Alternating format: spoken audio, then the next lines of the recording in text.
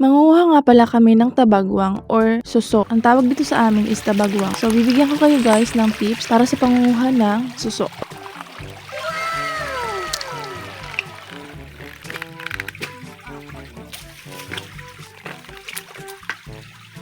So, una guys, dapat yung kukunin mong suso is yung nasa tubig. Kung nasa taas na siya, huwag mo nang kukunin kasi yun daw ay anak na. So, huwag na natin kukunin yun.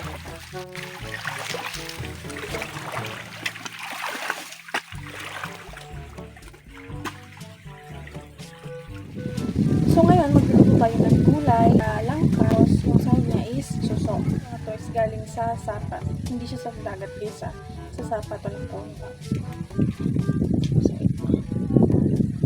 Yan. So, ang pag-alis lang nito guys, dito lang sa dulo, gamit to para pag supsup mo, is kain mo to. Pero pag hindi mo to inalis sa dulo niya, hindi mo to makakain. Ganito lang guys. Lakan mo siya dito, and then dito mo siya ikakat. Tada! Yan. Ganun. Bali, ang luto ko pala nito guys is ginataan. Konting langka na maraming suso.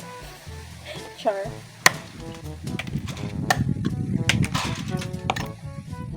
Bali, kahapon ko pala to guys kinuha na suso.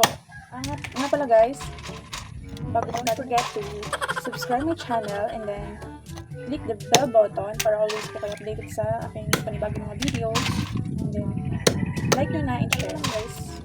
Na-motivate ako gumawa ng mga bagong videos. So, ayan. Patapos na ako guys.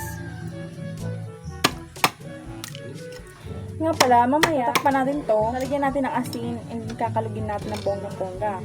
Bakit? Kasi guys, kailangan yun para yung mga talagang dumi-dumi is matanggal. Alam niyo ba yun?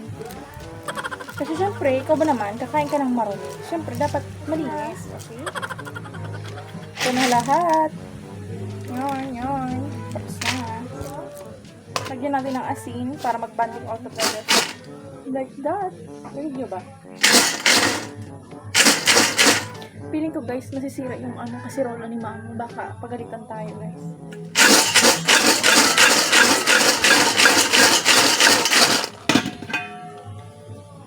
Yan. Yan. Lumabas na yung kaluluwa nila.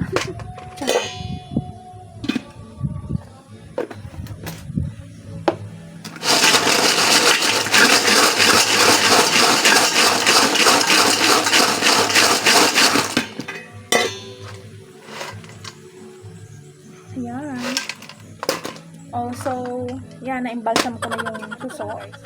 Set aside na natin. Kulit lang naman to kaya mabilis lang to balatan.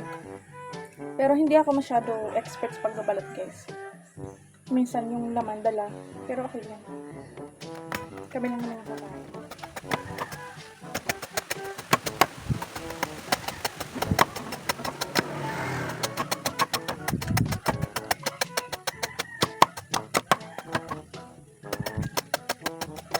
So, yan nga guys. Kung ako mag-uwi, mag-uwi ng suso. So,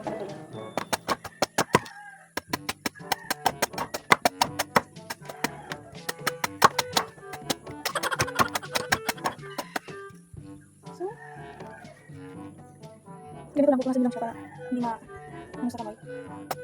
Dikit kasi guys.